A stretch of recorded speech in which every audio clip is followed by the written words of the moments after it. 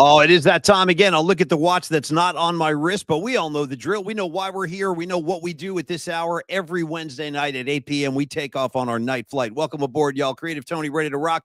Paulie Mac at your services. Up?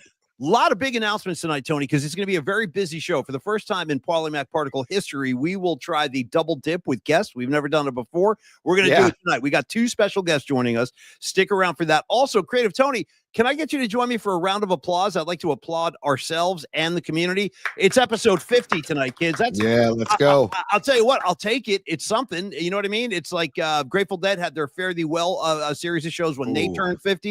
Yep. So now here we are with episode 50, and we're just getting this thing started, man. I can't wait for 50 or 50. I've been known to say 50. I generally pronounce the word 50 with the F and the T. Are you a 50 guy? You more of a 50 guy? When I play dominoes, because one time Rod Brooks, because Rod and I played a ton of dominoes back in the day up in Tahoe, and he dropped a 50 burger on me, and he did like a elbow splink, like he was very, very excited. He was demonstrative. Yeah. It was really fun. Yeah. Another pronunciation follow-up question for you, Tony. How do you say the word 100? Do you say 100 or do you say hunted? I definitely say 100, but I applaud the 100. I applaud the 100. Every now and again, I'll drop it out there. I got to keep it 100 on the program. Cheers, by the way. It is a night flight. We have been known to enjoy. Did you crack yours? I did. Cracked it? I cracked it. All right, dude. I'm gonna crack it. Mama cracked a smile for me. Cheers to you guys. And what are you drinking tonight, Tony? It's a Voodoo Ranger Juice Force IPA. It's from New Belgium. Voodoo Ranger? Jesus. Yeah, New Belgium Brewing in Colorado. Somebody gave me these, and I'm like, you know what? I got to give these a shot. So drink it up, my man. Drink it up, my brother. I'm a very simple kid. Shout out 16 kid. Drink it. By the way, that's weird science. That's weird science, buddy. Weird science. I should be penalized with 50 push-ups at the least. At the fucking least. Sorry about the F-bomb, but that's I know better. You know what I mean? I want to scold myself. I'll throw myself down the stairs after the show. You're damn right that's weird science. Now, Tony, not only is it episode 50 tonight, I want to talk about Longbridge Pizza real quick because there's so much going on. So, for starters, we celebrate 50 episodes deep, and I want to thank Longbridge for being our first sponsor, the first kid on the block to approach us and say, guys, let's work together. And you know what? One of the better moves I've ever made because Neil Donardi is great. Longbridge Pizza is a fantastic spot, as you will all see next Thursday for our opening day party, March 27th. I can't wait to meet most of you guys. Now, Patty, I know I'm looking at the line. I know Patty, I know Dom, but then you got guys like Panaki, you got Candlestick Kid, Nick DeFrancesco, Ian Weiland, pass me another. All you guys, there it is, Tony. Thank you. And again, there you go. Tony, keep your hands limber because I want to applaud Dom Peralta also. Give Dom Peralta a round of applause. This is our art director on the show. Buddy. He has provided this poster and kids. When I'm ready or when you're ready next Thursday, make sure you got a couple bucks in your wallet, and I'll tell you why. Dom Peralta, our great art director, he has now completed the task of like creating our first round of merch. And I'm not kidding. We're going to have a merch stand at the party. We got Paulie Mac Particle Army t-shirts. We got Tony's top 3 stickers. We got and by the way, Rags, I'll send you a care package. Don't even worry about it. I got you covered, Rags. Rags and Brian and all the Jersey boys. Can we, Paulie, on that note, can Rags send us like an 8x11 shot of him that we can put up at Longbridge? Before I answer that question, get a hold of Sons of Johnny Lee. He's a super, but I know we got to finish Longbridge first, but I want to address that. I know. Lee, yes. I want to address that. I need because I saw what he's talking about. I saw it yesterday. So stand by. Sons, hang tight. And by the way, Sons, I hope to see you opening day, brother. I'd love to hang with you on next Thursday. Maybe I'll wear my Rod Beck jersey that you gave me, man. I love that freaking jersey. But I value that jersey so much. I think I've only worn it 3 times, and it's only. It's a great jersey. It's a great jersey. I break it out for only very, very special occasions, but this might. Hey, Paulie. Yeah. Speaking of Longbridge Pizza, Andrew just checked in from Longbridge, and he said, yes, we need Rags on the wall at Longbridge Pizza. So if Rags, if you can send us like an 8x11 glossy, I know you've got one. I know you've got one. Rags, sign it. I don't care. And if you don't have best wishes. PMP Army, best wishes. No question. Rags. You're Uncle Rags from New Jersey. And Rags, you have an assignment. This is no joke. You got to execute this. And I'm not talking about a wallet-sized photo. I want a big photo, 8x11, so we can sign it and frame it and hang it on the wall at Longbridge. And thank you, Andrew, for that stroke of genius. Okay. Yes. So anyway, with Longbridge, we're going to have that opening day party. But in the meantime, don't let that stop you from coming by sooner than that. Tomorrow night, for example, Toronto Raptors playing the Golden State Warriors. perfect 1-2 punch. I've been telling you guys, take Caltrans like Tony. It takes 7 minutes to walk from the train stop to Long front door, and then another 10-15 down the Chase. It's a great maneuver. I've done it before. And then you'll enjoy the laid back vibe, the serious pizza. Grab a Nico, grab a chicken parm sandwich on Wednesday. I keep talking about Vinny's Gabagool. I'm gonna have to back myself up with this and maybe grab one next Thursday. But I also got to work. I got the chopped cheese to contend with. I got a lot. The chicken parm. You got to go chicken parm, Paulie. I think that's where you got to go. It's and the Paulie Mac particle pizza, dude. Come on, man. You know, so much happening. A lot of options. Tony. I'm a man of many tastes. I need many options. Tony, I'm going to give you the floor now to speak to Longbridge, and then we're going to keep it moving because it's a busy night up here. Also, I'm a spice. I like to spice up my life. I like to spice up my dishes too. And also, I just got word from Neil today that they have new chili flakes for the Vibe Tribe and the PMP Army at Longbridge Pizza. New chili flakes, all different kinds of peppers. The heat levels range, and he applies to my mantra of you can always eat more, you can never eat less. So you just sprinkle it on. If you don't, if it's not enough, you add more. Right. Too much, you're screwed. So always start, and add more. You can always add more. But they're the spices are kept. The chili flakes are kept behind the counter. Just ask if you can get some of Paulie's stash, Neil said, and then they'll hook you up with some new chili flakes. All right. Hey, Andrew and Neil, you guys have been phenomenal. Honestly, thank you so much for this partnership and the fact that you guys are here to celebrate number 50 with us tonight. We are ready to rock. Now, Creative Tony, on with the show we go. Now, I'm going to try something different tonight. I want to bring in another one of the Polymac legacy friends. This is a kid I grew up with in New Jersey, went to high school with, and we've just been tight. We went to many Grateful Dead shows. Let me tell you something about our first guest, Jeff Winkler, known on the streets as Winks. He he once went to a Dead show. I was up in Jersey. He was going to school down in Virginia. He once went to a Dead show. No money in his pocket, only had a ticket. So he goes to see a show at the Capitol Center it's right outside DC. After the show, his buddies take off, but Winks is like, no, I got to keep going. I need to get up to Jersey and see the next show. What does he do? He's got no money, got nothing.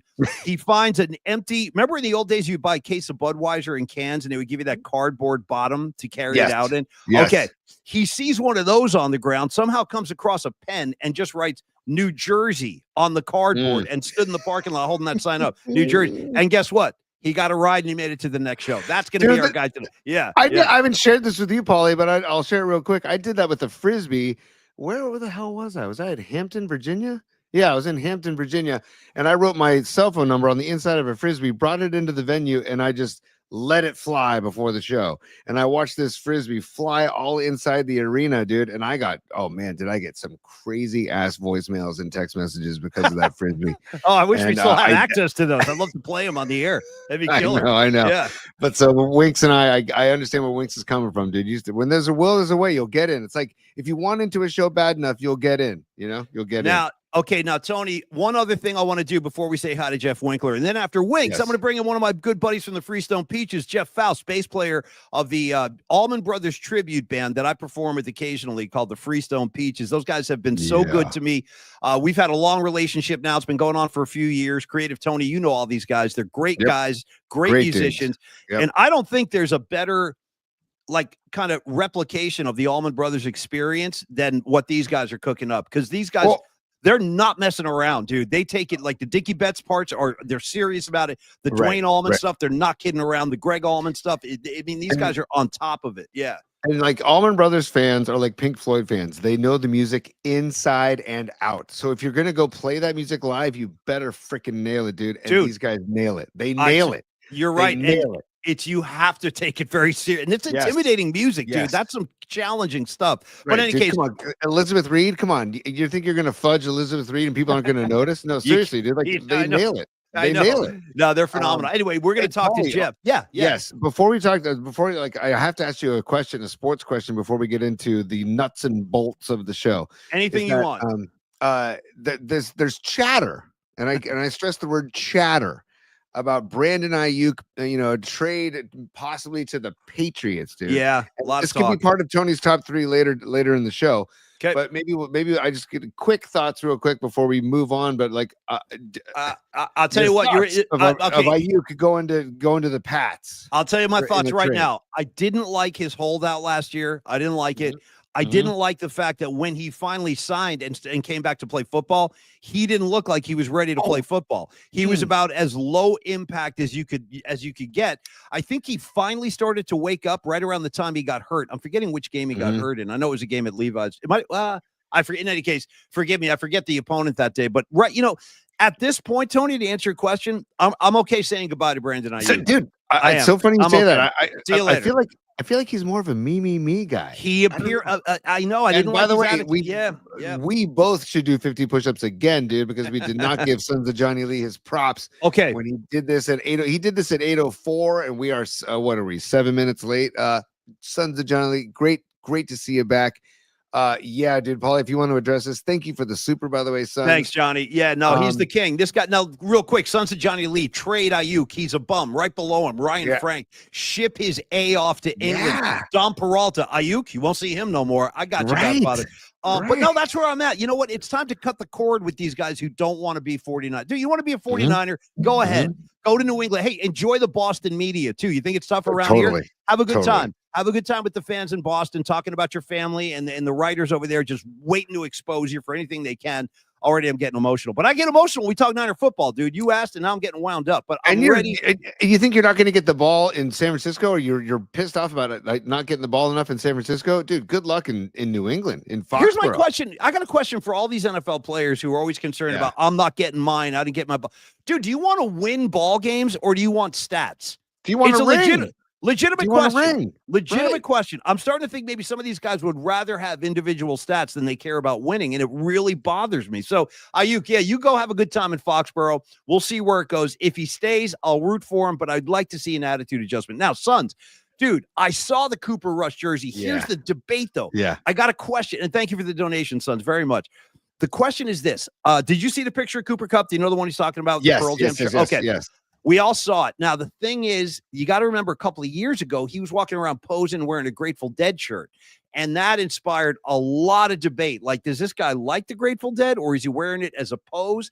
So I need somebody to come to me and tell me whether or not Cooper Rush is a legitimate Pearl Jam fan. Now, I support the guy wearing the shirt, but I'd rather he be like a real fan. Tony, do you know? If I he's wanted legit? to show the picture for those that haven't seen it. There it is. There's Cooper Kupp right there in the it's a Hail shirt, I believe. I just listened to that last night. Hail. That's great a good song. track. Great track. I mean, Pearl Jam doesn't make bad music. So there's the shot, right, of Cooper Kupp. I mean, I don't know. He's from the Northwest. This is your band. Northwest. I got you. The Northwest. So I have to believe that this is a roots move by him. He's trying to resonate. He's trying to reconnect with his hometown, or his roots. I feel like it's got to be legit. I feel like it's got to be legitimate. That's what I'm hoping, and I'm going to go with that because I can't prove otherwise. I certainly hope so. And Sons, let me tell you what, man, I really admire his dedication to traveling to see shows, whether it's Springsteen in Italy or freaking Pearl Jam in Prague. I'll get text from Sons of Johnny Lee sometime. He sent me a sticker from Prague. I'm like, God, dude, you're living my dream life, Sons. You really are, bro. Hey, by the way, on the Aiyuk news, real quick, I just want to say, if it means anything, Stephon Diggs was in Foxborough today too. So I don't know. I'm just saying, I don't know. Creative Tony, I'd like to introduce the bummer brackets. Do we do that before Winks or while we have Winks on the show? Because I know it's almost time to bring him in. Let's introduce it. Winks is in the green room. I see him. He's enjoying himself immensely in the green room. Have some candied almonds, Winks. Have some candied almonds and chocolate-covered raisins and relax. Yeah. Here, hang on, Paulie. As you introduce the bummer bracket, the first annual, let's introduce the bummer bracket, then we'll bring Winks on. You got it, buddy. Okay, so here's the concept. This was inspired by real life events that Tony experienced and I experienced within the last 10 days. Here's what happened. Last week, Tony had a hell day at the DMV. I don't know if you guys remember. He was on the air talking about people sleeping in cots next to him and shit. I mean, it sounded like just the lowest form of humanity that you could possibly surround yourself with. Now, I had a hell day a couple days ago with Xfinity, Comcast, like trying to deal with their cable service, dude. Good effing luck trying to make. I spent 3 hours tracking these people down. Anyway, finally, I got the appointment made, and they're coming to my house tomorrow. I want to address all these internet issues I've been having and get us on the best possible presentation. So, Tony, I decided based on those experiences, I asked Tony on the phone, I go, dude, I'll trade your DMV experience for what I'm going through right now with Xfinity. And then I thought about it. I go, you know what? It's March Madness.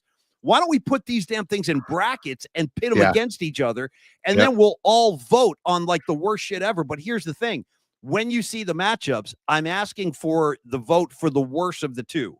Okay, so it's not like the one you think is easier or the one you think you might get off the hook a little easier. I want the one that's the worst of the two. Totally. So, and Paulie, I want to say we're all about particles on this show, right? That's the name of the show, and we believe in them. You're damn right, dude, Tony. Yeah. As we're about to introduce the Bummer Bracket 2025, I go to my mailbox today and look what happened to be in my mailbox, which is also a contender in the Bummer Bracket, dude. What? Dude, dude, nothing worse. I got jury duty in the mail today, dude. By the way, Tony, they took the today. By the way, they took the liberty of highlighting the jury summons for you too. Thank you. Right. So much. Yeah, thank you. Yeah, just in case you didn't notice. Just in case. What town? What town do you have to go to? I think it's Redwood City. Yeah, Redwood City. Yeah, that'll be a hell of a time. You'll sit there for 9 hours and they'll probably send you home. Or you know what you got to do? You got to wear a T-shirt that just says "Hang 'em high" when you walk in, something like that, like or more guns, less peace. You know what I mean? Shit like that. I think I'll wear my Diary of a Madman Aussie T-shirt. That's a good start. That's a good start. Maybe drape an upside down cross around your neck too. Complete the whole image. Speaking of upside down crosses, one guy that can relate to that, my main man Jeff Winkler. Let's bring him in. Jeff Winkler, known on the streets as Winks. If you want to look, let's bring in. No, we'll bring in Winks first, and then I'll put the bracket up. Here we go. Thanks, T. Thank you, T. Where is he? My man Winks. Yeah, there he is. There he is. So already, I want to say, first of all, Winks has a microphone. Bravo, dude. I love it. Nice, Winks. And then you got to applaud the Bob Weir with the pink strat over his right shoulder. Fantastic. And then you got to applaud the Motley Crew. Is that from the show we saw, Winks, out in Oakland?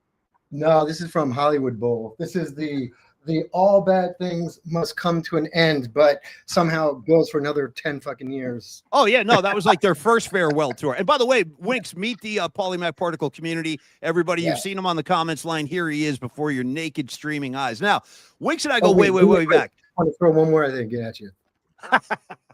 Okay, now, for Winks and I. Blackmore Nights.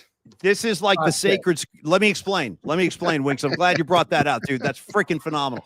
So if you're a fan of Deep Purple, you know who Richie Blackmore is. He's the guitar gunslinger, one of the great guitar players of that era. So Deep Purple carries on. He leaves the band, and this is maybe 10, 15, 20 years ago, something like that. Blackmore reinvents himself, dude, as like this Renaissance fair fucking guy where he's like playing songs, singing songs about wizards and fucking dragons and stuff. And he wears like a wizard's hat. Winks, I think he's playing like a lute. Dude, he's got like that old medieval instrument, a lute or something. It's the worst. And he's he's got like goblets on stage, like Knights of the Round Table. And then Winks, hold it up again. That's the name of this outfit, Blackmore's Night. Show him this thing. Yeah. So dude, the beginning. It's a box set of Blackmore's Night. Like anyone's going to listen to that.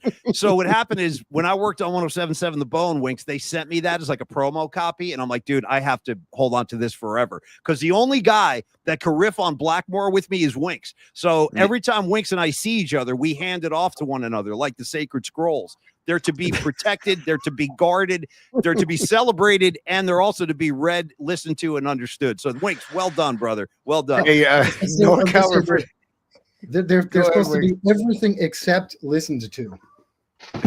Totally. I've never heard a note. I don't even want to hear it. I've never heard a freaking note. Go ahead, T. What do you got? Well, the NorCal Refrigeration and HVAC wants to know, does Richie Blackmore have dwarfs? Does he have dwarfs as part of the Blackmore's Night? Is it called Blackmore's Night? Unfortunately, they take this way too seriously. No, they do. And they play like sold out shows, but it's like the fucking hall down the street. It's like 12 people. Yeah, it's like at the VA hall. It's like the VA hall. Totally. Or like the Charles Dickens Christmas Festival at the Cow Palace, Tony. You know what I mean? You'll see Blackmore's the Dickens Fair. The Dickens Fair. There you go. That's how he gigs now, though. This is the guy that used to play in front of 70,000 people. Now he's singing about dragons and dwarves and stuff. Patty from Napa welcomes Winks. Yeah, everybody welcome Winks. That's my guy. Yeah, Winks, yeah. So great to see your face, Winks. Yeah, no, Tony and Winks and I, we've hung out many, many times. And we will again when the Metallica shows come in June. More on that later. So the reason I asked Winks to join us tonight is because Tony is going to the Sphere tomorrow in Vegas. Now, this is pretty cool because this is night one of the entire run of shows they'll be doing through the summer. I'm headed out there in April. Winks is heading out there in April. But, Tony, we thought it'd be good to bring Winks in because he and I have seen a couple Sphere shows already and give you like a little bit of a tutorial since you have no idea what you're walking into. So, Winks, I was thinking like, I don't know, what would be a couple of key strategic points you could lay at Tony's feet? Like good stuff for him to know walking into the Sphere for the first time. Okay, before you even walk into the Sphere, I want to give you point one flying into the Sphere or into Vegas. Sit in a window seat because like you're flying in, and the best fucking thing right now is like you always like to look out the window and see Vegas, but now look down and you see Vegas, and then all of a sudden in the middle you see this gigantic steal your face. Nice. The Sphere, it's just this huge, and that like just gets you going. It's pretty badass. Playing, you're just like, dude, I cannot wait to get there. And then you finally get down on the ground and you get there. I mean, I don't know, man. It is just, you're gonna love every second of it. It's all I can tell you. Dude, Winks, I see videos, and I have friends of mine, Paulie as well, they've sent me videos of being inside, and it's just like I know the videos can't do justice, but it does just look amazing, and I cannot wait. And when I saw a picture of John Mayer earlier this week, where he was like up in the seats, kind of checking out the scene from what people are going to be the vantage point of the fans, and I'm like, dude, I was talking to a friend of mine today. I'm like, I have no idea what to expect, even though I know what to expect, if that makes any sense. You know what I mean?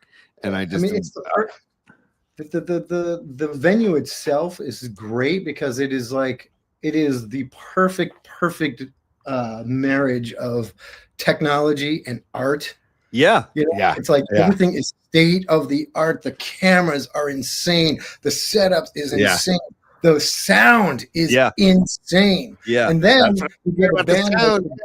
you get a band like Dead and Company or The Dead or whatever, who like has just incorporated art throughout their music their entire career. Like they know how to use the venue. I guarantee those stupid Eagles are not doing what Dead and Company is doing. No, it's been a general consensus that the Dead and Company shows were kind of the crown jewel of all the bands that have played. Because kind of to Winks's point, he's right. All that imagery, the skulls, the bears, all that stuff, it all kind of comes to life. Now, the other thing Tony was kind of concerned about, Winks, is he was telling me this a couple days ago. He was like, Paulie, I'm psyched, but I'm concerned that I'm not even going to know there's a band playing. Like, will I even see the band?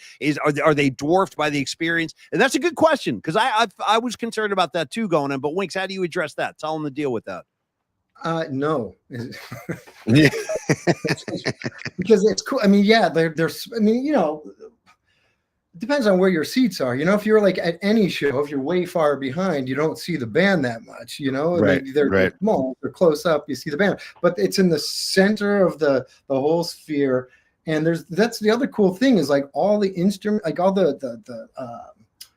their amps and everything else. It's all behind. It's not on stage, so it's just crazy on stage. And that's a trip. That's really trippy because you're used to seeing all the gear behind them at every show I've ever seen, whether it's Fish or the Dead or any of that stuff. You're used to seeing it behind them. So if it's just them on stage, that's going to be really wild, man. And like I again don't know what to expect. It's going to be really wild. No, it's good. It's going to be a lot of fun. And even like when you would just see shows, there's always the TV screens and you can see them up on the screen. Even if it's almost like that too. Yeah, there's like they're not up there all the time, but there's I would say 3/4 of the show, one of them is up on this somewhere in the Sphere, so you see them. What do you think about like Winks? Well, both of you guys. I'm talking to both of y'all. But what do you guys think about like people that stand at shows and just basically film the whole show? Now I try not to do that. Like Winks, I don't know if you remember this, but when I saw Springsteen with you at the LA Sports Arena on St. Patty's Day a few years ago, I left my phone in your car at that gig. And it was like I felt like I was back in the 80s again. I'm like, damn, this is what it's supposed to be like. But dude, at the Sphere, it's so seductive. It's almost impossible not to film that shit. So Tony is like one of these guys who never films anything. I never see him taking pictures. What would you say? Like, what's the over under on films and pictures Tony takes as a non-picture taking guy? I don't think he can resist at the Sphere though. You can't hold back. Right. So I did it to 2 tunes. Okay. I just like songs that I really liked. I was like, fuck it, I'm gonna do it. Yeah. And I just did it to those songs because I didn't want to do it either, because if you don't like doing it in general, you're not going to want to do it at all, because you're just going to be looking around just being like, this is so awesome. Everything rules. And you're not going to be going like this. Yeah.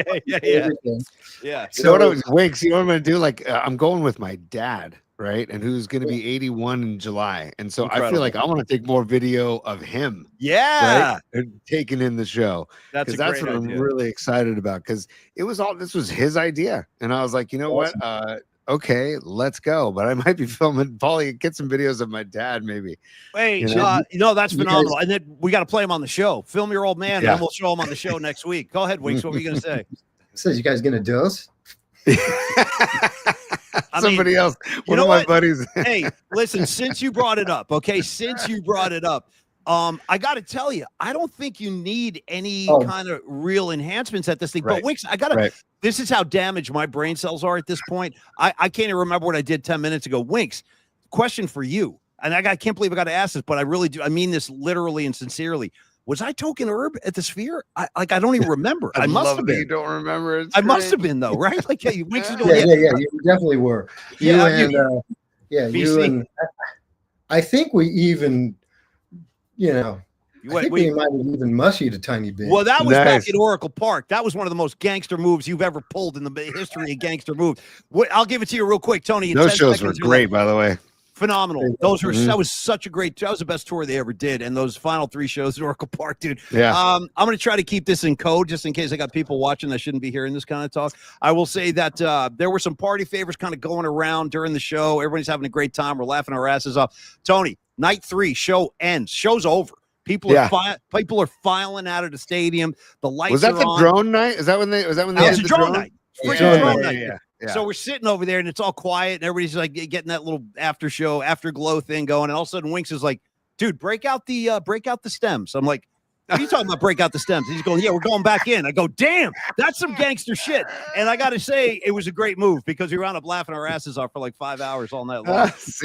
That's a great move, Winks. Winks can affect my behavior like no other, though. You know what I mean? All Winks has to do is put an idea in my head, and we're off to the races. We're up to no good as usual. Yeah. I wish I could hire Winks out to join people at music festivals to camp, so Winks could camp with them, because the music festival that we all did, Mountain Air, doesn't happen anymore, by the way. 2010. You believe that was 15 effing years ago? That was 2010. Angels Camp, Calaveras County, and we had the time of our freaking lives, man. And I was like, God, dude, Winks, you should just like go from festival to festival and be like for hire. Hey, I'm here to hang with you. Not a bad idea. Not a bad gig. I'm a party guy for hire. Well, you know what the best part was? What's your campmate's name? I'm gonna sing a song about him. Yeah, dude. So we all had, and by the way, that Angels Camp up in Calaveras County, that's like hippie paradise up there. I mean, it was like all bets are off for 3 days, dude. There were like no security, no cops, like everybody just kind of milling around in a very peaceful way. Epic. But dude, we had our little camp area, and we had like 4, 5, 6 tents. Our whole crew was there, and dude, we'd all be in our tents at night, like at 3 a.m, riffing. Tent riffs, dude. We had tent riffs going from tent to tent, and then you would hear people kind of walk by our campground. They'd start laughing. Like, don't move along. This doesn't concern you. This doesn't concern you. Yeah, I'm not talking to you. But dude, the riffs that were flying from tent to tent. I wish we were rolling tape on that. That was some good stuff. No question. Hey, Winks, was there ever a moment, and Paulie, I guess this is for you too, where it was too much, like sensory overload, like I need a break, I need to go? And is there a promenade to go like walk, or like where, like say you do want to take a break, like is there a back area or is there an area to go? Tell them, Winks. Yeah, there's a place to go hang out. It's like a regular venue, in a way. Cool. So you can go, you can leave the Sphere stage area and go back, and there's a concessions. It's expensive as shit. It's like $22 a beer. Shocker. $40 a beer. I think there was one guy was like he wanted like he was like a scotch and soda or something like that, and it was like $60. So it's crazy. It's true. It's true. They sell those margaritas. They're like $49, dude. So by the way, bring some drink money, Tony. Grab like $300-400 in cash. That'll buy like one round. That'll buy about a round. Yeah. But there was no sensory overload for me. I mean, I actually did think like, oh, I wonder if I'm going to get like, one of those equilibrium, like kind of off something, because you think that you're moving with the thing. Yeah, that never happened. Yeah, it was actually really cool. Well, Winks, dude. First of all, it does happen, but it didn't happen to me. It happened to me a little bit actually, because there are times, Tony, where the whole room feels like it's tilting, like the way the screen will be. You actually feel like the movement. And I remember a couple times I was actually holding on to my chair because for balance, because you feel like you kind of lose your senses. Yeah. So I was talking to some buddies last night. I had my March Madness draft. Shout out Bears Lair. I don't even know if it's there, but anyways, Paul, you know all those guys. And they were telling me that there's speakers in the seats, like the seats will vibrate during drums in space. Yeah. They do indeed, bro. You're gonna be in for a good shake, big time. Like when Mickey's hitting the drums, like boom, your chair's shaking. Hey, real quick before we say bye to Winks. Yeah. Bring up the brackets real quick so Winks can vote. Yeah. I want to do the brackets. So Winks, real quick, and we're going to talk to Jeff Faust in a second. Excuse me, but we have for the first time ever, Winks, we've created the Polymac Bummer brackets. Instead of basketball teams, we have like the worst shit ever in life, the worst life experiences you can imagine. So we're pitting them against each other. And we're going to let Winks go first. For the first, throw those glasses on, dude. I have to. It sucks. Now I'm seeing the comments for the first time. Oh, by the way, here's some more comedy. Here's some more comedy for you guys. I have my annual physical today. Shout out Dr. Roth. That's my guy, Dr. Roth. Nice. I'm sitting there. You know what he dropped on me today? He goes, I'm not kidding, unprovoked. He goes, I'm going to give you this phone number. I want you to call this number. This is somebody who's going to help you with your hearing loss. I'm like, oh, damn it. Like, it was all going so well, and he just started dropping hearing loss on me, and I'm like, well, I can't deny it. I can't hear jack shit out of this ear, and the left one's going too. So, bro, it looks like I'm a couple steps away from God knows what. God knows what. Maybe a couple hearing aids. We'll see. But anyway, Winks.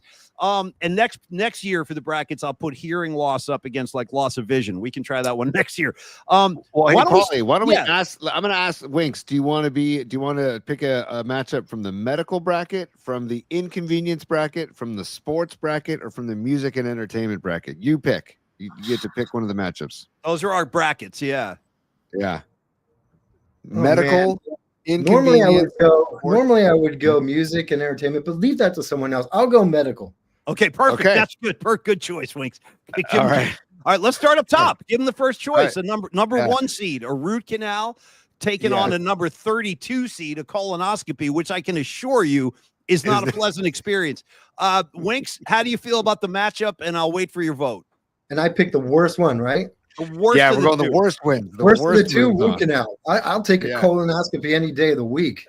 Yeah. This is why I knew this was going to be good, dude. See, I'm not a big colonoscopy fan. I got to be honest. I didn't enjoy it at all. But all right. I feel you on the root canal. It's not a good experience for anybody, but my dentist is so cool. He lets me throw the headphones on.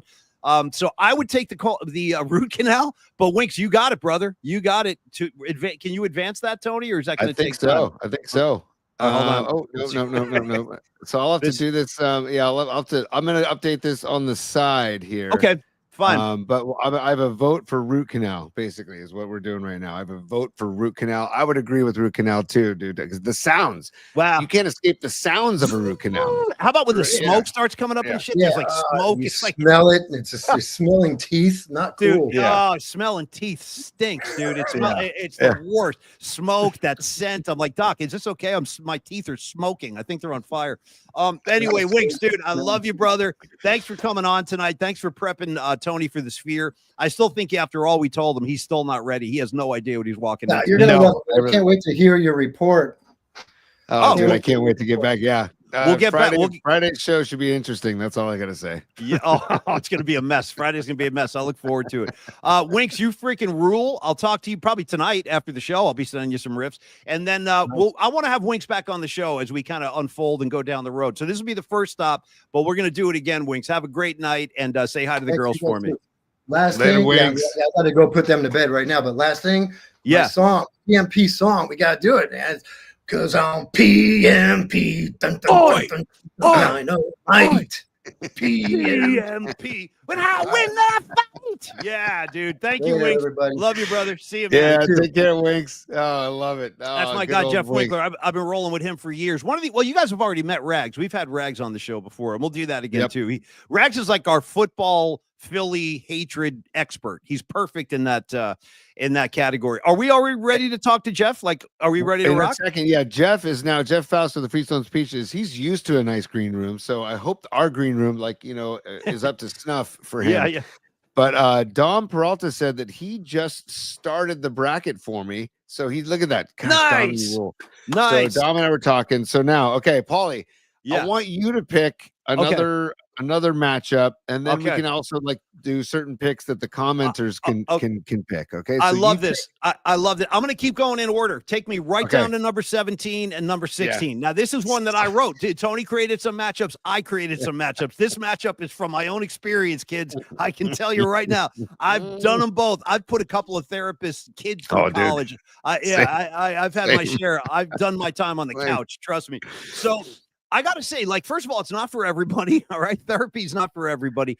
But I will say as delicately as I can, my couples therapy experiences, I mean, why not just keep fighting the whole time? Why bother getting? Why write somebody a check? It just makes it worse, bro. Well, I'm paying you to fight, basically. Here's a check. Here's $300. Thanks so much. I'll see you next week for another fight. Yeah, it's nuts, bro. It's nuts. I finally had to draw the line. I had to say, listen, this is not productive. We're not getting anywhere because this guy's yelling. I'm yelling. Everybody starts yelling, and nothing is getting accomplished. So I'm going to take, but solo therapy, by the way, I did find productive. I did get some good stuff I could use, like some good tools, Tony. I got some good coping tools, which was helpful. So I'm going to advance couples therapy in this one as just being one of the worst maneuvers I've ever made. And I don't recommend it. I really don't. Maybe it's worked for you. And if it does, I'm glad. I really am. But for me, dude, it was a car crash. It was just awful. Yeah. I'm not going to name any names, but same. No, nor am I. Same. No. Same about here. Here's a lot of money for. Did you enjoy that argument? Did you enjoy that? Because I just got poorer, and nothing got resolved.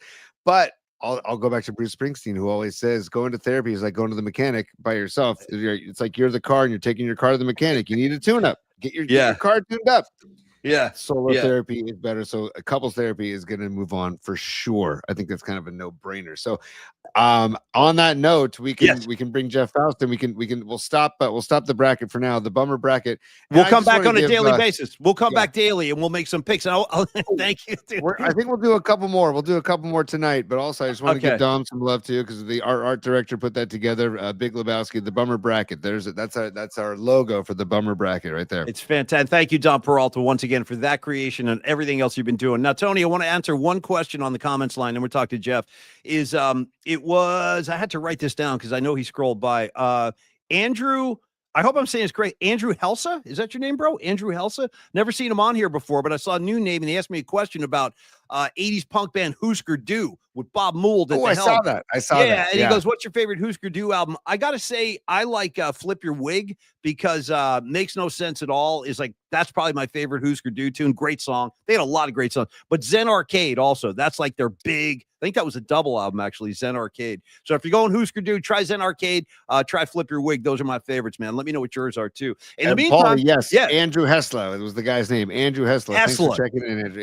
Yeah, Andrew Hessler rhymes with Tesla, but don't trash his car. car. He's a good guy. Don't light his car on fire. I'm seeing Teslas getting lit up like Christmas trees. Every time I open up Twitter, there's another Tesla on fire. That's a whole different conversation. All right. Yeah. No, for another time and day. Tony, I was talking about great music with Husker Du, my main man, Andrew Hessler, talking Husker. Now I'm going to pivot into my guy, Jeff Faust, a great friend of mine, a phenomenal musician, and he is the bass player and a founding member of the Freestone Peaches, great Allman Brothers tribute, who happens to be gigging this Friday in the Bay Area. We're going to talk to him right now. Bring him in. First time ever on Polymac. Yeah. Yeah. Look at my guys. Look at my Tony, guy. Paulie, what's up, guys? Dude, I love going backstage in the Faust home. Look at all these pictures on the wall. Dude. I'm in my home studio. Yeah, I figured I'd give you guys a quick tour of my studio. Okay, so Jeff, first of all, love it. Thanks for joining us. Welcome to the show. Jeff and I had a great night at Chase Center last week. He took me to that Dubs game. We saw Steph hit his 4,000. What a great night. But now, Jeff, I forget if we've rapped about this, but, my co-host, Tony, is also a bass player. Yes, I'm aware. Now, let's just talk about the lineup behind you before we get into the gig this weekend. Let's talk about what do you got on the wall behind you? Let's talk about those basses. So my main bass here is the tractor bass. This was a 74P bass that I actually converted to be a replica of Barry Oakley's tractor bass, which he nicknamed it the tractor bass. It was the original bass that he played on the Fillmore East. Oh no. Look at him. I talked to a tech who managed to talk to the guy who got into it and helped him wire it. And so they wired it to be his version 1. He rewired it at some point, and I understand why he did it. It's a little bit wild to control. The tones are tough. It's hard for speakers to handle the power that it gives. And I understand why he did it, because anybody who knows the Almonds, you got a Hammond B3 organ, you got 2 lead guitar players, 2 drummers, you got this massive wall of sound coming at you. The bass can get lost in tone. So, and I was struggling for a while in this band. I figured I had an old P I wasn't using. This is what was my original Axis, a 5-string alembic that I really love. And that was kind of my main instrument for a long time. Played that in the dead scene for years. But I had this kind of piece sitting in the corner I wasn't using. I figured I'm going to try to convert that to the tractor. So I did that a number of years ago. And tonally, it is really incredible. Like, it gets the exact tone from the Fillmore East session. So the whipping post that we play is, got tone right out of Fillmore East. So that's kind of my main axe in the Peaches.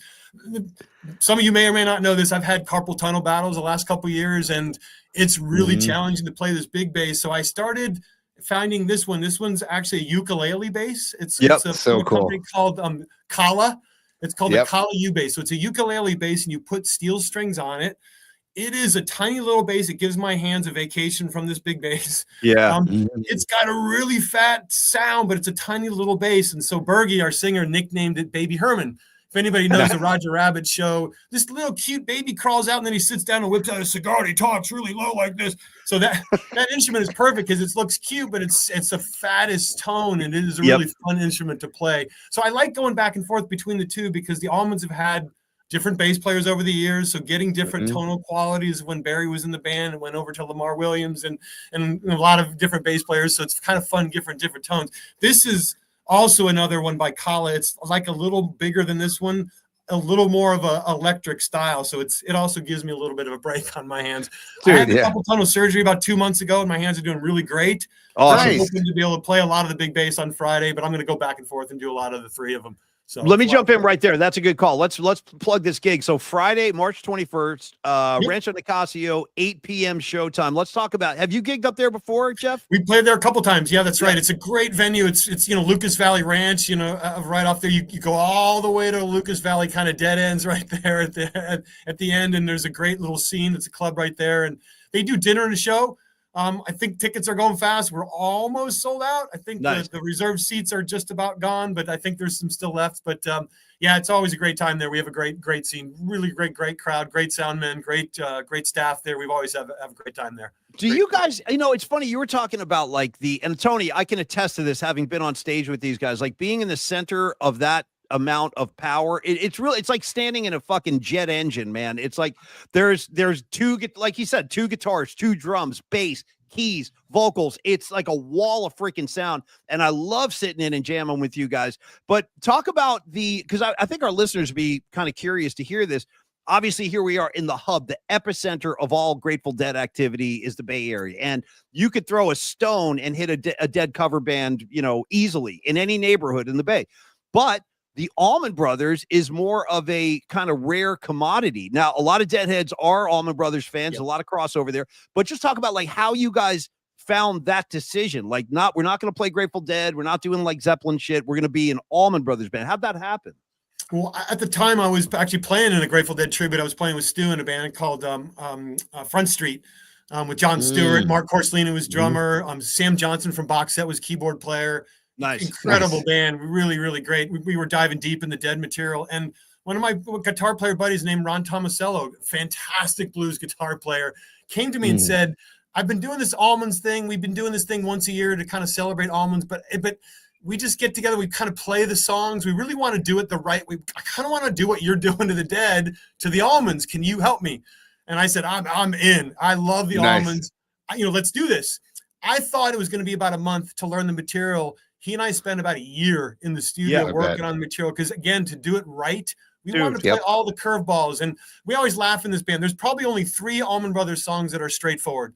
But just about every other song, and that's like Midnight Rider, Jessica, and Melissa. Jessica's probably got some curveballs. But Melissa, there's not many. But most of them, we always say it's a blues song until the almonds happens. And then it left turns and like does something crazy that really takes everybody in the band to do serious homework on. So it really just took a lot of material. And we tried to handpick musicians. We just didn't want to throw, like he had done in the past, just throw some jam musicians together. We really want to try to pick musicians. And we, built the band and did a bunch of shows. It was a really, really great situation. A couple of the original players. It was tough to get legs. A couple of the guys weren't in the right fit. They weren't really, I don't want to say cloning, but really doing the homework on the material to get the right accent. So we kind of disbanded for a while and we came back. That's when Mike Berry and Ned Patchett kind of came in and joined us. We got Paul Rastedian on keys.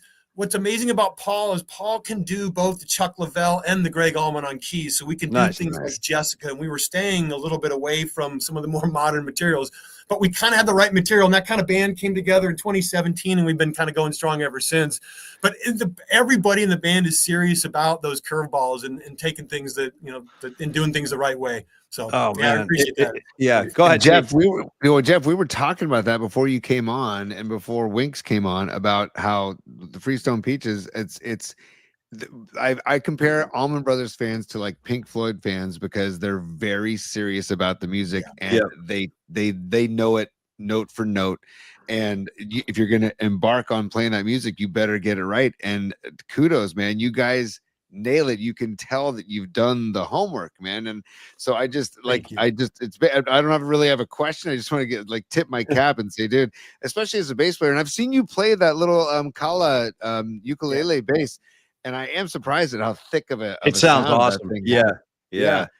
And it must be nice and light for you compared to those big freaking branches that you have to put on. The problem with the 70s basses, they're not light either. So you get this massive wood pulling on your shoulders, and then you got this stretching of the hand. I mean, it's really, really difficult. Almost every bass player in the jam band scene I know has had a couple ton of problems. So man. Hey, totally. Tony, we're getting questions for Jeff. If you want to bring up, it was Andrew Markoulis. If you can find Andrew from there it is from Longbridge. What's up, Andrew? Good question for Jeff Faust. Now, what are your thoughts on the Brothers MSG shows that they've been doing?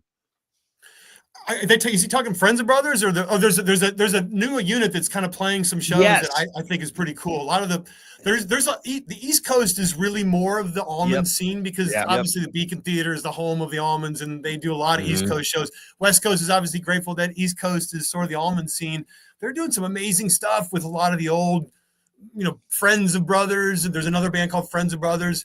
The Brothers is doing some shows with, some of the old former members, and JMO's sitting in with these guys, and I just love it.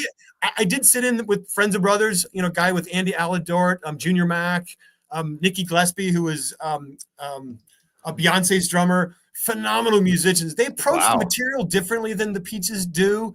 They extend them more. They play a little more modern era almonds, where every song is a little more extended jam. Peaches are a little more traditional to earlier 70s almonds. But I love it. I mean, to me, it's all great. The back half between the lead guitars is what I fell in love with the almonds for. I mean, I fell in love with the Jerry Garcia Whalen, and all the players feeding off the soloing. But they just throw 2 of them in there. I mean, I was just absolutely blown away. My first time, you probably heard this show, when I saw the Allman Brothers, I went with my roommate to see Little Feat at the Santa Barbara Bowl. His uncle was the road manager. And so I went to go see Little Feat. That's what I was going to see. And we're backstage hanging out with Little Feat and eating dinner. And I go to the bathroom and I walk by Greg Allman. I'm like, holy shit, that's great. What the heck? There's Greg Allman back here. And he goes, hey, idiot, Little Feat's opening for the Allman Brothers. I had no idea because I was there to see Little Feat. I was a Little Feat fan. But Allman's didn't let us stay backstage during their show. They kind of kicked us out, but they kicked us out to pit seats. So we sat right in front, and my chin was on the floor because I knew their material, but I didn't understand the back and forth soloing and the trade-off, and just was chin on the floor, and it was amazing. And just been really diehard ever since then. And I just amazed that the dueling lead guitar is something unmatched, and then having that bass, throw that in there, and it just the whole package the Allmans brings, I think, is just amazing. And you have to be on your game, just because Allmans happens, curve balls happen, left turns happen, and you have to kind of be on your game to play it. Even with the East Coast Allmans, the way they do it, you got to be paying attention because the cues in the Allmans are not. They're not visual. They're musically. You'll notice the guys will go and they'll cue each other out of a break. The Allmans do it musically, so you got to be listening to a riff, and then another guy will answer with a riff, which means, okay, everybody's hearing, now we're on it. And it's really cool to do that, and you got to listen for that. It's dude, so Jeff, I never even told you this because I wanted you to think I'm cooler than I really am, but I'm really not that cool. And I got to tell you that when Jeff asked me, because I have sat in with the Peaches a bunch, it's always really fun. And I would come up this weekend, but I'm going to be out of town. But I'll see you at a gig soon, Jeff. But Jeff asked me to do, because one time Bergie could not make the gig at all. So they were like, Paulie, we need you to sing the songs at the Union Street Fair. Never told you this, Jeff, but to your point about how intricate it is and how you really have to be listening for those audio cues to come back in with a vocal or come back in for a solo. I practiced that set. We had the set list that we're going to play. I did that for like a month straight, every single night in my house. I'm not kidding. I went through the entire set, full volume, like voice, like screaming, doing the whole thing. Because, like you say, you can't go willy-nilly into this. You can't just come waltzing up and think you're going to play some Allman Brothers song. It's not like that. The songs are very complex, Tony. There's a lot of weird turns. And Jeff's, like, I think your description was perfect. Sounds like a blues song until the Allman Brothers happen. And then, boom, now we're off. Now we're out. We're going into the stratosphere. But, I mean, you can't, you got to keep going through material, to your point. I mean, going through it over and over and over again. Sometimes I don't rehearse in my studio. I rehearse in my living room and just pull out a little, boom box and listen to it. And my wife's funny. She's like, oh, I like that song. And then after a little while, she's like, again. You have to. I never want to hear this song again. You've already played it like 30 times. I've had it, because you have to play it that many times to get this stuff down. I would be remiss to not mention a couple of the other guys in the band. So I got to kind of mention our drummers, Mark Koslin and Ray Hawk. Phenomenal drum duo. Ray's great because he can play percussion and he does a lot of really great stuff that the Allmans added later. But I also want to give a nod to our vocals, and you are a special part of this, Paulie, because you've helped us out there. I think one of our secret weapons is our vocals. I mean, God love Greg Allman. He sounded amazing. But he stayed behind his keyboards. He didn't have that front of the stage presence. And our vocalist, Jefferson Bergie, for those who've seen it, he commands the stage. He has got one hell of a presence. He is an entertainer first and a singer second, and an amazing singer at that. He just really adds a lot to the band and a lot more entertainment visually than you would get from the regular Allmans. And we got another guy, Justin Wooster, who comes in when Bergie's not able to do it. And you obviously probably come in and do it too. And you guys step up there and belt out the vocals with such force. I mean, I really do think the vocals we deliver is our secret weapon. And I have to give you props for that, for thanking you for that, because you contribute to that too. We love having you. My pleasure. Our Bruce Hornsby, we need him. He comes in, he pinch hits, he just delivers, he knocks it out of the park, and then he goes back to his life. So go back to doing radio shows. Our Bruce Hornsby, dude, are you kidding me? Dude. It's my honor and pleasure anytime. In fact, I look forward to seeing you guys again soon. So I want everybody get up there and support these guys on Friday night at Rancho Nicasio. There are a few tickets left. Showtime is at 8:00, Tony. So don't sleep on it. If you have not seen the Peaches, make this your first gig on Friday. Tony, wrap it up with a final question. We'll also have DC when supers, Jeff. When we have somebody that is a super that's contributing to the show, we want to put them up top. Thank you, DC. Says thanks for another night flight. So I just want to put that up there. DC, thank you for the super. I'm sure you're loving Jeff as much as we are right now. And Jeff, Andrew, who is he is from Longbridge Pizza, our first partner on the show. He says get the Peaches up to Tahoe and play. I'm sure there's not a bad idea. Not a bad idea. Great crew up in Tahoe, right? I mean, and this is really ambitious. And of course, I'm sure I know the answer to this, Jeff. But have you guys ever pondered the thought of taking the Peaches back east for like a run of shows? We really want to do some weekends. It's really hard with everybody. A couple of the guys do play professionally and are touring in other bands, and a lot of us have kids and wives, and 7 of us in the band makes it almost impossible to get a common date that works. So we're trying to do more. We actually have a pretty full calendar this year. Like last night, we were going at rehearsal, trying to go through. Wow, that's booked. Oh my gosh, making sure everybody in the band had things on their calendar because people start booking stuff.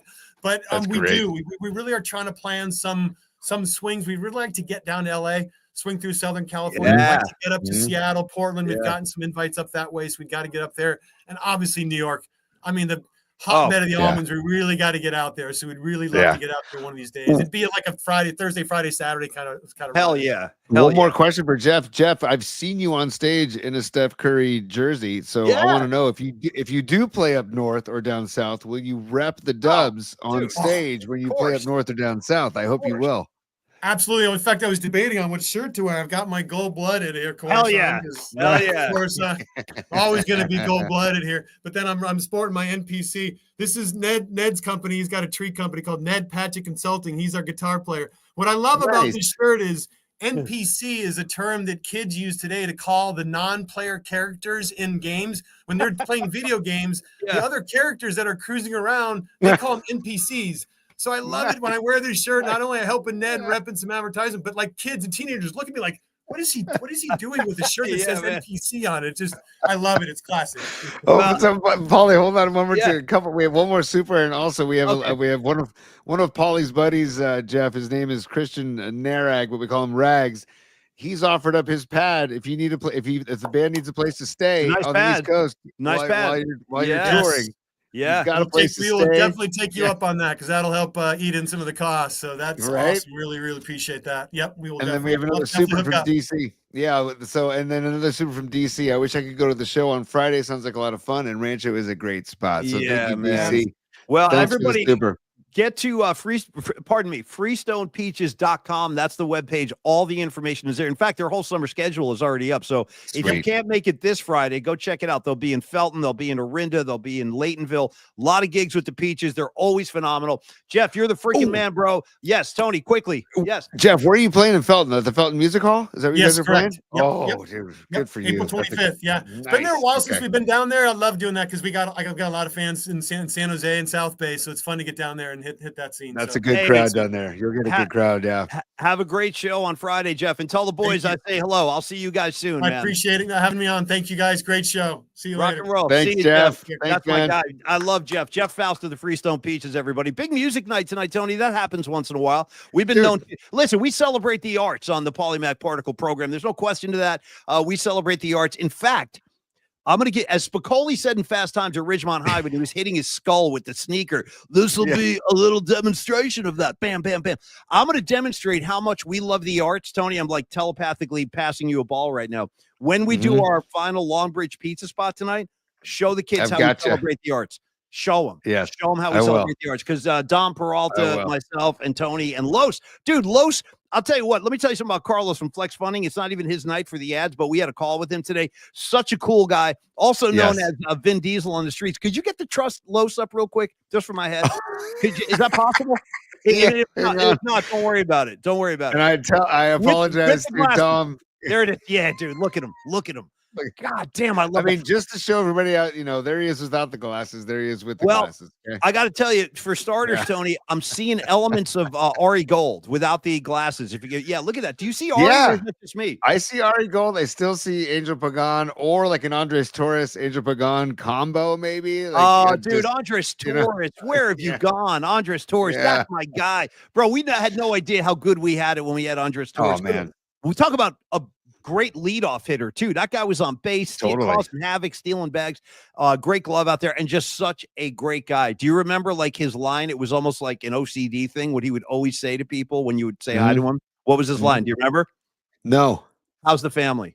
Oh, He yeah. would say that to everybody. How's the family? How's the family? It was almost like a nervous tick. How's the family? And like guys started breaking his balls in the clubhouse. Hey, Andres, how's the family? Like they were saying shit like in the clubhouse. Fun days back then. Tony, dude. I got to use yes. Tone. Will the Giants have a fun clubhouse this year? I'm just throwing it out there. I don't know. Can I make a riff? Can I riff on top of the first? Maybe they'll have a fun clubhouse, Tony, if they talk about their latest real estate development deals. Oh, I'm the bad guy now. I'm the bad guy. Yeah, listen. I'm not touching that. I'm not touching that. No problem. I mean, because I just, I'd rather worry about Jung-Hoo Lee's back, to be honest with you. Paulie, okay, no, fair enough. We've got bigger concerns. Yes, no question. Seriously, dude, like, what are we gonna do? What are we doing? Like, is he going to be there opening day? By the way, oh God. I'm saying no. I'm going to say the guy no. who I was most excited about. Seriously, the guy who I was most excited about. To see play a full season is already questionable. It's like, especially when it's a back injury, you never really know where that thing is going to go. By the way, dude. DC. Sorry, Tony, I got distracted because I saw DC over here. He goes, he's been singing the Hans Lufa song all day in his head today. Can I get a couple bars? I have only heard like a snippet of it. Yeah, because when I got kicked off the show the other night, I missed it. So just give me like a verse, if you could. I mean, you got to just give it some time. Let it breathe. Here we go. Hans Lufa. Yeah, man.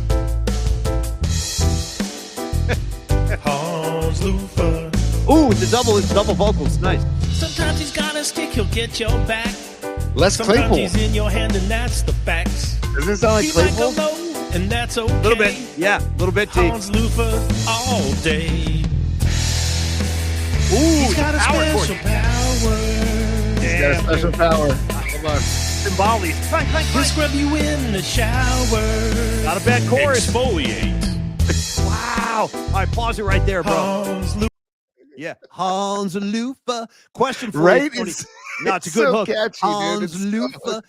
My question is, that was from HVAC? Who sent that That's in? NorCal Refrigeration and HVAC made that tune for us, dude. David, thank you very much, man. Hans Lufa. By the way, nice vocal. Yeah. Right, nice vocal, and there's like 2 more minutes of it that we can dissect as we dive deeper into that track. As we go. No question. Couple of things to look forward to, and then Tony, I want to do a quick top 3 with you into another bracket choice, and then we can wrap it up tonight. But I want to say, coming up tomorrow on the program, Tony has a getaway day. He's got to fly to Vegas to go to the Dead Show at the Sphere. I'm so happy for you. I would be jealous, but I'm going next month, so I'll get mine. You're gonna have a great time. You're gonna have a hard time only seeing one show, buddy. I do this. So my buddy Max, Max said the same thing. No, Max, I freaking love Max. Shout out Max and Allie for life. I have a hard time seeing you only do one. I don't know. Well, the thing is, the tickets are cheap, so it's it should be easy to find one. On Friday, for a Friday night show the first weekend. This is one of the only times I think spending that much money for a ticket is actually okay, because when you walk out of there, you're not going to be like, I can't believe I spent so much on that. You're going to walk out of there being like, I need another one. I need another one. Like, it's such a great experience. So another one. But since Tony's in the air tomorrow, flying to Vegas, we taped a really cool conversation with Bob Fitzgerald today, and we're going to play that tomorrow. In absence of our show, we'll play the conversation with Bob Fitzgerald, get into a lot of nooks and crannies of Golden State Warrior stuff, and you're only going to get this here on the Polymac Particle Show. Bob Fitzgerald tells strange but true tales of Bruce Springsteen gigs as experience from Fitz. I swear to God, that's part of the conversation. Go ahead, T. And dude, he sent me, I forgot to tell you this, Paulie, because we had so many things happen today that I forgot to tell you this. He sent me pictures from that show. Fitz sent me these today of the set list he got from Bruce, of the guitar pick he got from Bruce, and a picture of Bruce from his seat. So can you share those on the show Friday? Yeah. Okay, perfect. Yeah, we'll share them on Friday. Yeah. More interactive stuff. Thank you, Tony. Thank you. Make that note. Another interactive moment with Andrew Markoulis but once again, Andrew coming strong tonight. He goes, guys, Melvin Seals. Tony, Melvin Seals playing Thursday and Friday after Dead and Company. I think you know where you'll be after the show. Melvin, I love Melvin. Rules. I can't love Melvin enough. You want to talk about you want to talk about a Joy Boy? We talk about Joy Boy with our bookmarks and Bookman from Seinfeld. Melvin is like the eternal Joy Boy. Let me tell you what it used to be like. Ear to ear. Yeah. So when he was playing with Jerry Garcia, his keys would be facing Jerry, and the audience is out here. So like when you would see Melvin, you'd be looking at his profile, and then he would give you one of these, Tony. Maybe the greatest smile in the history of rock and roll. He'd be like playing his keys, looking at Jerry playing his keys, and then all of a sudden he'd look at the crowd and just start smiling, and like the place would go crazy. So I need you at that Melvin Seals gig after the show. Here and it's at Brooklyn Bowl too. I mean, come on. Yeah, man. Patty from Napa, she's a super. Let's hear what she has to say, Tony. Oh, stand by, Paulie. I'll get to Patty in just 1 second. I promise I'll get to Patty, but I want to do this for everybody who doesn't know exactly what we are talking about when it comes to Melvin's smile. Give it to me. Just look at this. Come on. Give it to me. I mean, that's just boom. There it is. That's what I'm talking about. He would look at the crowd like that. What is this? Oh, come on. Get that out of there. Get that yeah, whatever. Oh man, come on. I saw it for a second. Yeah. Yeah. I'm trying to get back to it. Like, there's another one. Let's get another one. Is that a good one? Stand by, Paulie. I'm standing. Yeah. Hans Lufa.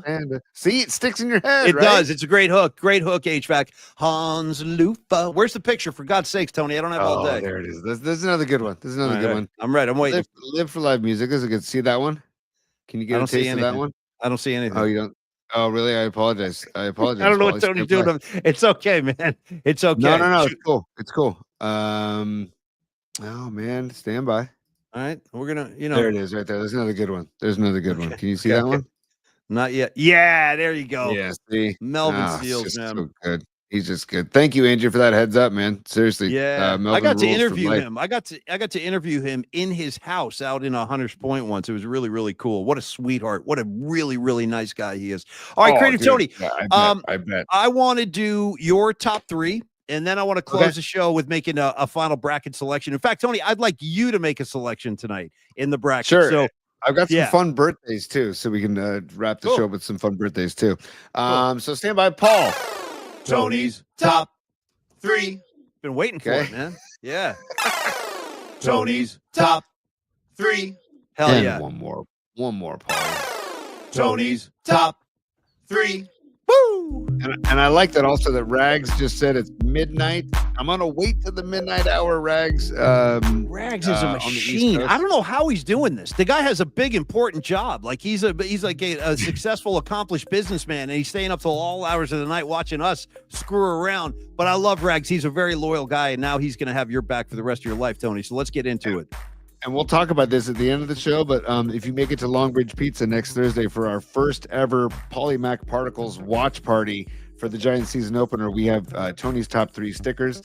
We have PMP Army stickers. True story. Merch. We got a whole merch booth. We really do. We really do. Yeah, I mean, Dom Peralta in the back, in behind the scenes. Patty from Napa helping out as well. Of course, Neil and Andrew from Longbridge helping out. Everybody coming together. Carlos from Flex Funny, everybody helping out. And got to those. Dude, DC, you're on fire tonight. DC, you're going nuts, bro. I know. Thank you, man. Donation for the Dante search party. Okay. Yeah.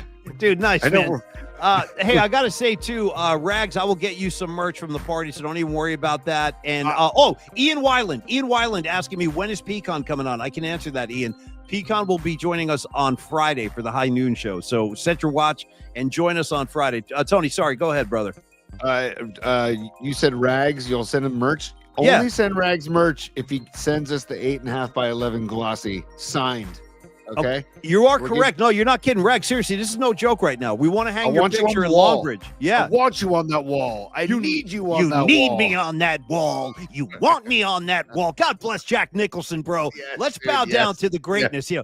Yes. I eat breakfast like the Cubans trained to kill me or whatever. Dude, Jack for life. Jack for freaking life. Forever. Tony, so thank you, DC. Yeah, thank you for the super. DC. And hey, DC, we're part of that search party as well. So we're with you. We're still looking. So Tony's top three. Yeah, just to get back into what we started talking about at the beginning of the show. Back in the saddle. With Brandon Aiyuk, and this talk about the possible trade with the New England Patriots. And Paulie and I both were saying at the beginning of the show that see you later, man. Yeah, you don't want to hang. Yeah, kind of showed his true colors a little bit last season, right? I wasn't crazy about it. I really wasn't. And I love Brandon Aiyuk. That's why I was so upset by it. Like, he took on this weird persona with the media, too. And I was like, dude, you just held out and got paid. What can you possibly be unhappy about? Right, They gave you what you wanted, and now you're acting Right. like a douche. Come on, man. Yeah. And I like I don't- Aiyuk, but that did sour me a little. I got to be honest.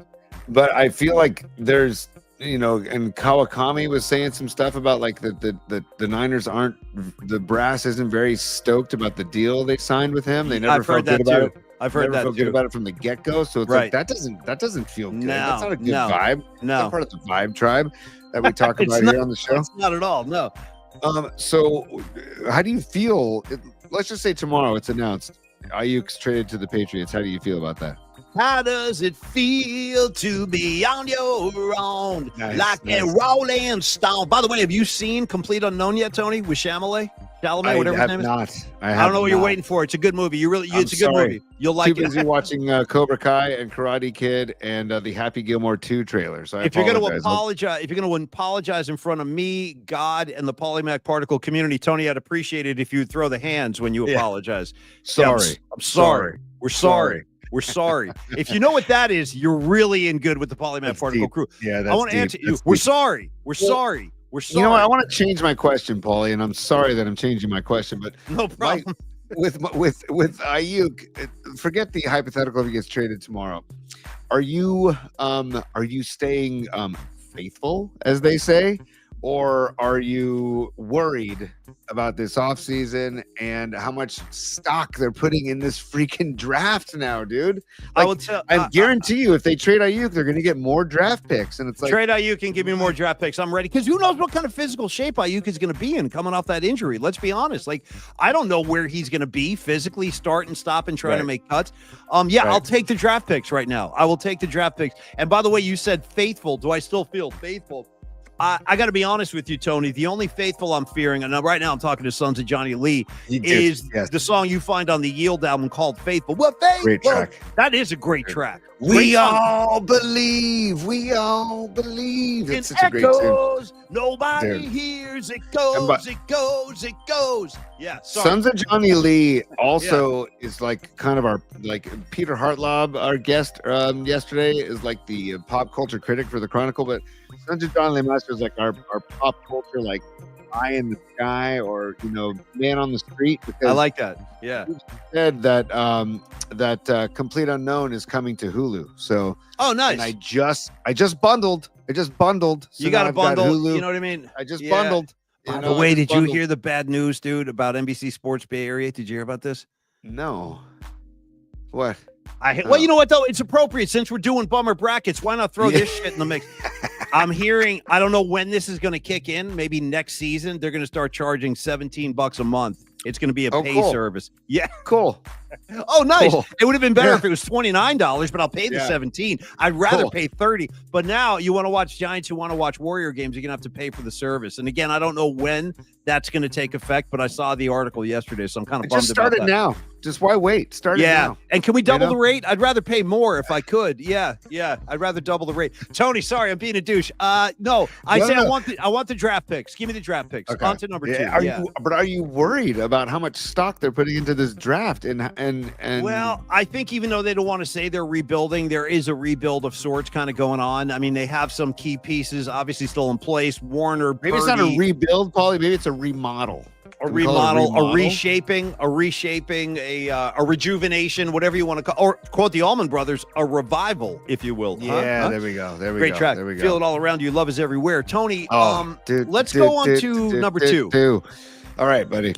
So the Dubs, strength in numbers, right? We talked to Fitz about this, and you guys will catch it tomorrow at 11 a.m. Bob Fitzgerald, voice of the Dubs. We taped it today, but we'll play it tomorrow.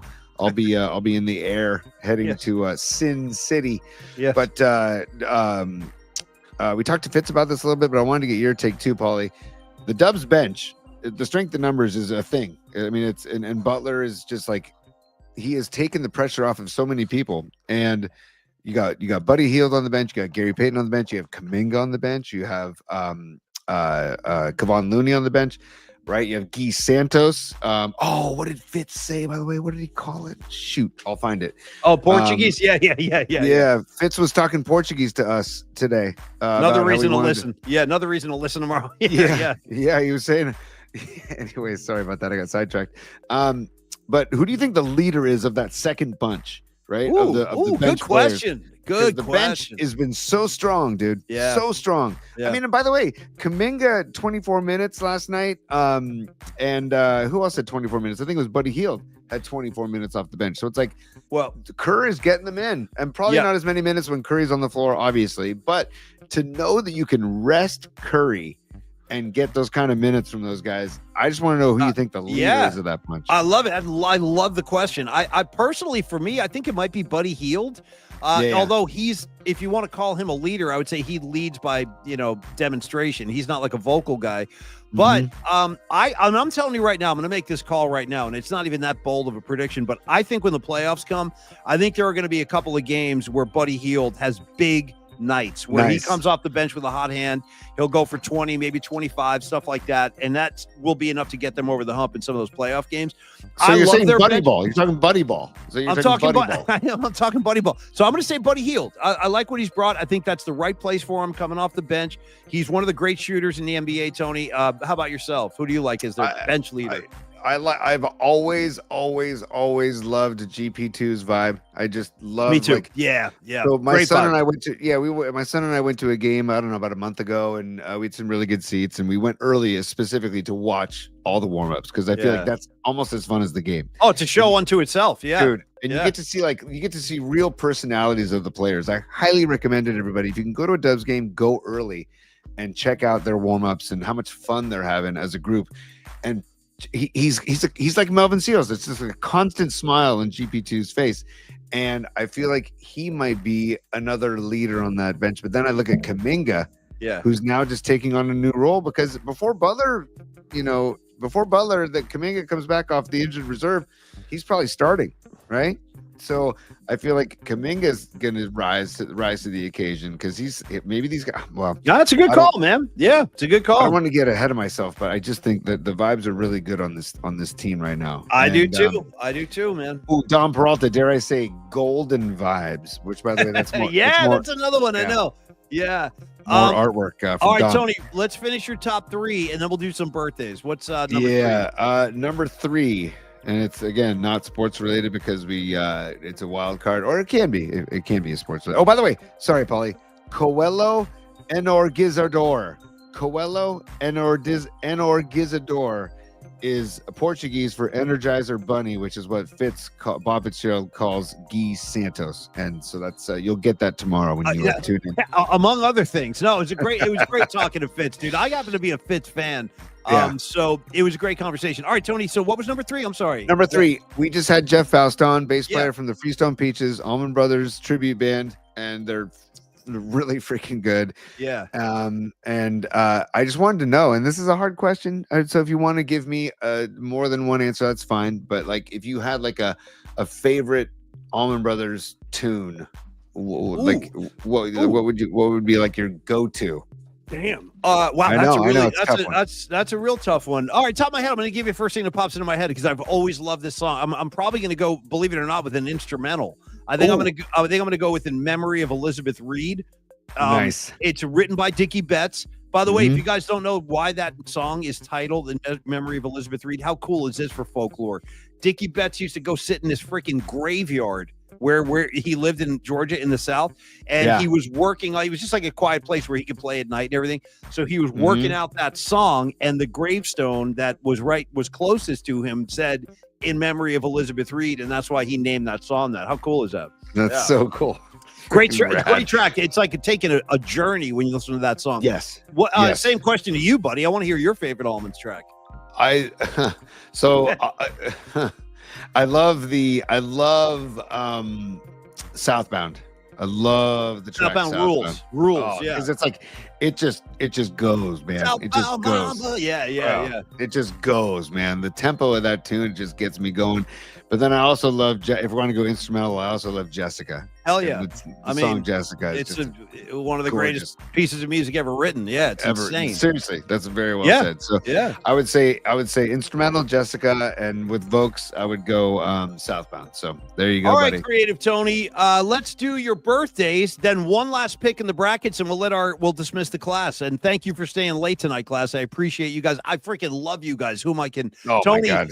Give me your birthdays you keep talking about. You're all excited about the birthdays. Well, dude, I mean, you want to start with off like a good birthday or well, no, it's not whatever you want, dude. I don't know where you're going. Whatever you want to do. Well, here's my here's my hint for birthday. I'm not going to be ignored, Paulie. I understand. Be ignored. Shout out Glenn Close. No, of course not. Yeah. Glenn Close, 78 today. I wouldn't have gone. Oh, really? Okay, nice. I was going to say, yeah, boy, oh boy. I still haven't recovered from that, by the way. That film, I have not recovered. I wish I never saw it. Hey, honestly. For the brackets, real quick for the brackets, more horrifying moment in Fatal Instinct.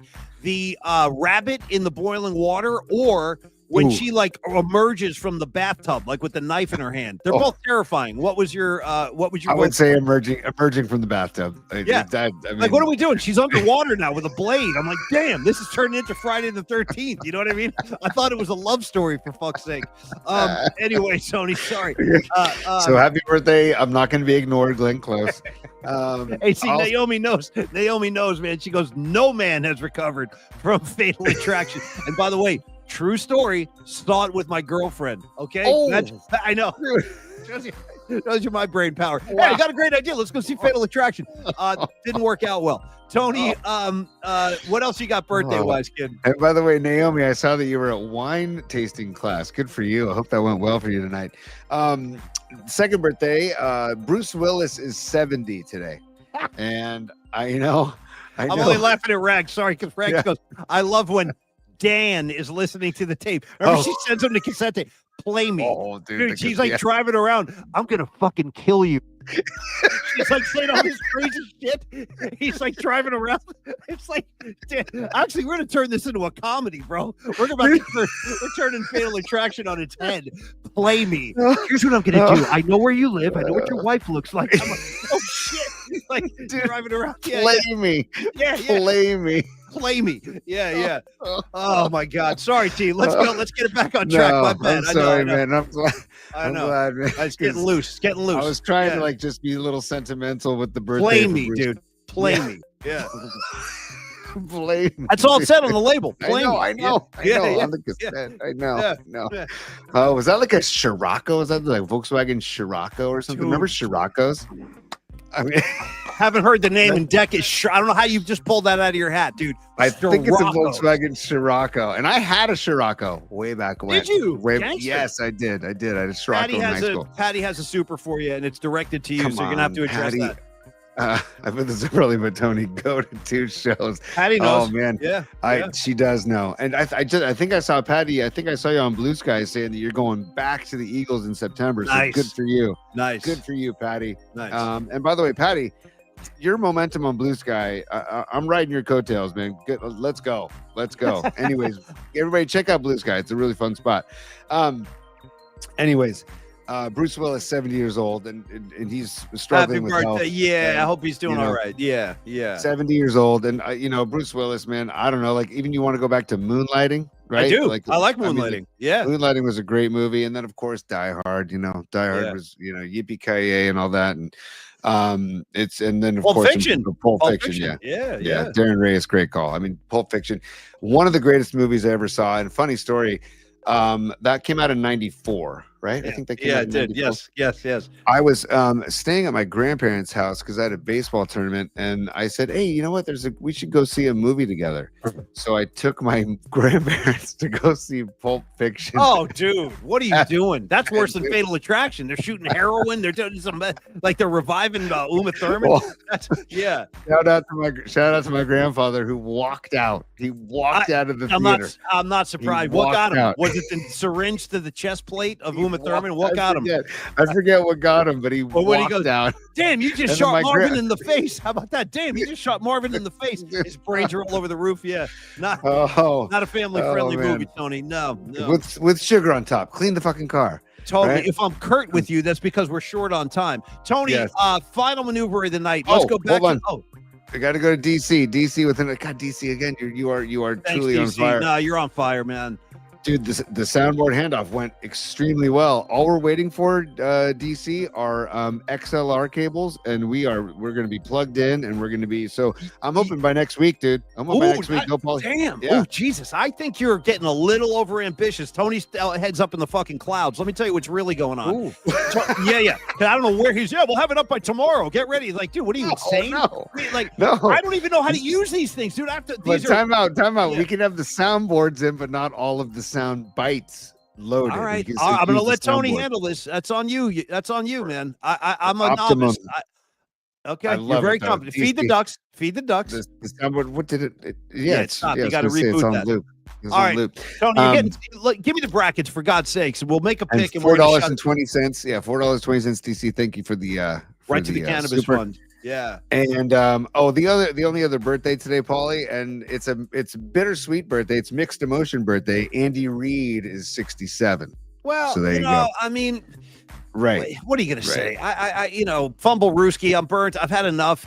I'd rather not talk about Andy Reid during baseball season. I want to forget him for a while. Well, just wish him happy birthday and move on then. Happy birthday, fatty. You know what I mean? He can maybe slim down a little. No, he's huge. It's time to start taking care of himself. Tony, give me the brackets for the love of God. San Francisco.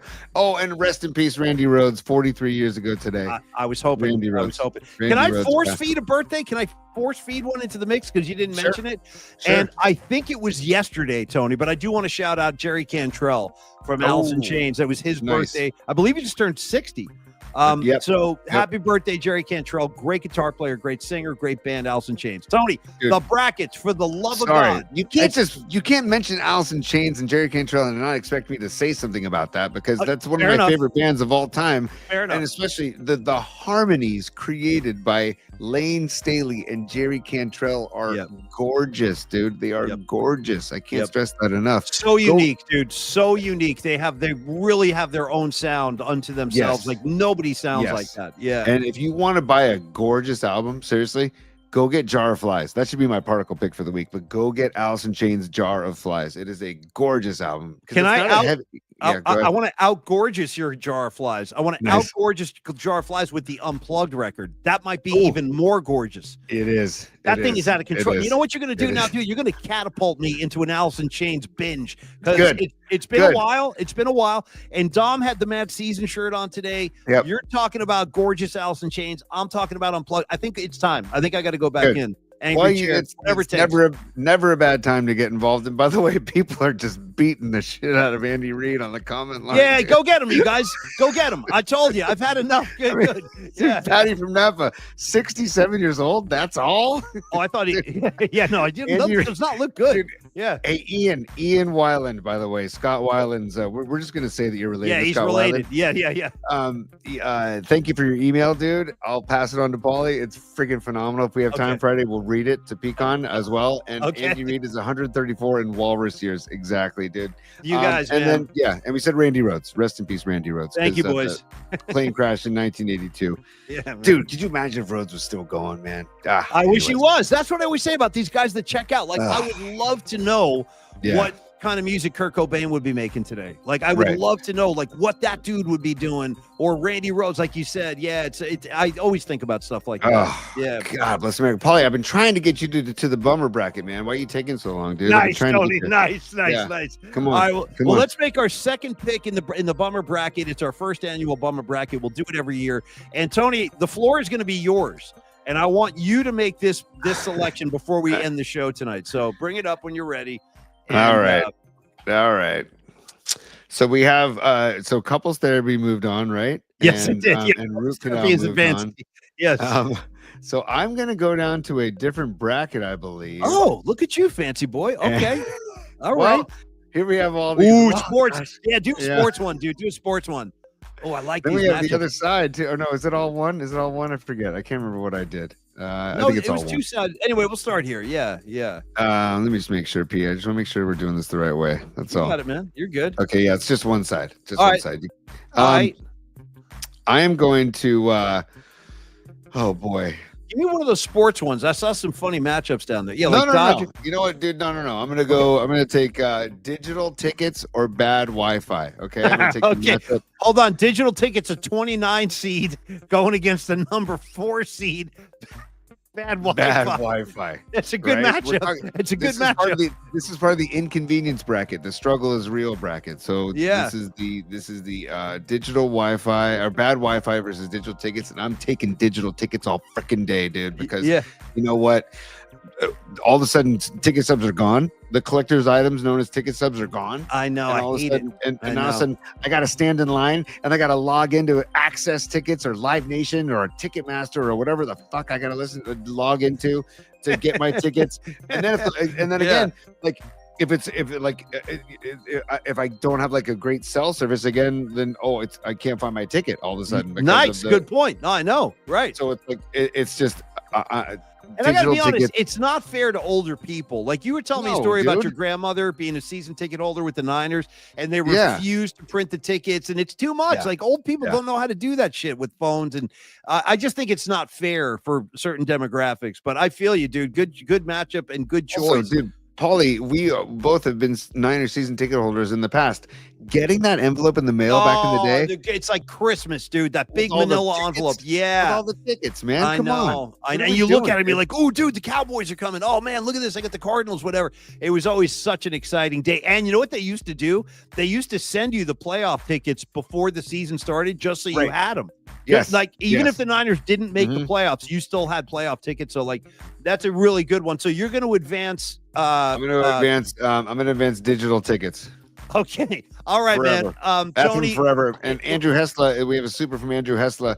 Andrew, thank you, dude. Thank you very much. Super sticker from Andrew. And Andrew was the one asking earlier about Husker Du, Paulie. Correct. Yeah. Check that one out if you don't have Zen Arcade and Flip Your Wig. Those are two really good records. All right, Andrew, have a good night, my man. Hey, Creative Tony, really fun show. You, my man, have a great effing trip to Vegas. Enjoy the Sphere. Give your dad a big ass hug for me. I love your dad, old man Ed Ryan. He's the best. The fact that you guys are going hand in hand to a Dead show makes me so happy.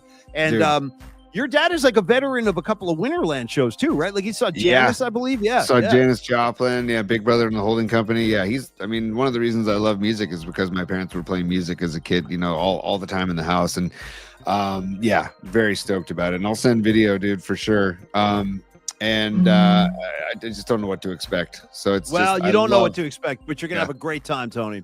Yeah, I can't wait. And by the way, can I just tease some future matchups coming up next week, or maybe even Friday? Please do. Yeah. Brittany Holmes versus Taylor Swift. Sammy Hagar versus Arnel Pineda.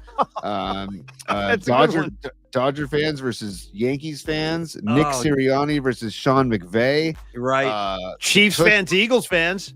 Chiefs fans, Eagles fans, the tush push versus the Mahomes flop / fake slide. Dude. Car breakdown versus jury duty. So we got some good stuff coming up. So the bummer bracket, one more shout out for the bummer bracket. Thank you. Thank you very much, Tom Peralta. The bummer bracket will continue on Friday.